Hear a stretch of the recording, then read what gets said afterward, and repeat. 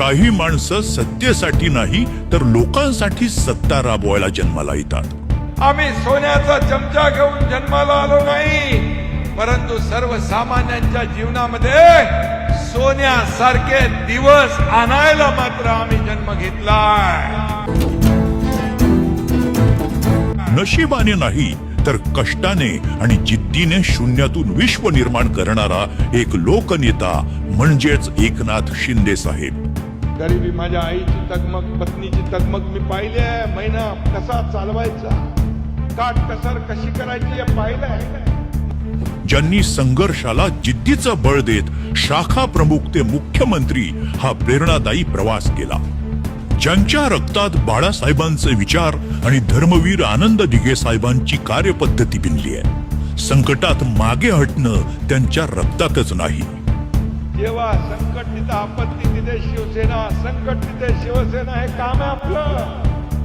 आज ते उपमुख्यमंत्री असले तरी सामान्यांसाठी ते आजही एक हक्काचा माणूस आहेत।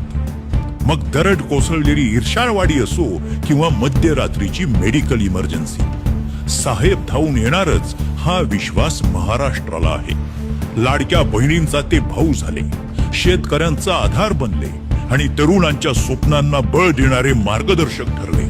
80% समाजकारण आणि 20% राजकारण हा बाळासाहेबांचा मंत्र शिंदे साहेबांनी आजही जपलाय। शिंदे साहेब म्हणजे विश्रांती ज्यांना माहित नाही, थकवा ज्यांना शिवत नाही, असं 24 तास जनतेच्या सेवेसाठी झटणारं खऱ्या अर्थाने लोकाभिमुख नेतृत्व। एकनाथ शिंदे 2.5 वर्ष फिरला, लोक म्हणायचे एकनाथ शिंदे झोपतो कधी, उठतो कधी। मी म्हणालो मी झोपा काढायला नाही आलोय, लोकांच्या झोपा उडवायला आलोय। अशा या धडाकेबाज धुरंधर नेतृत्वाला संवेदनशील मनाच्या आपल्या शिंदे साहेबांना वाढदिवसाच्या खूप खूप शुभेच्छा। जीवेत शरद शतम। साहेब औक्षवंत व्हा।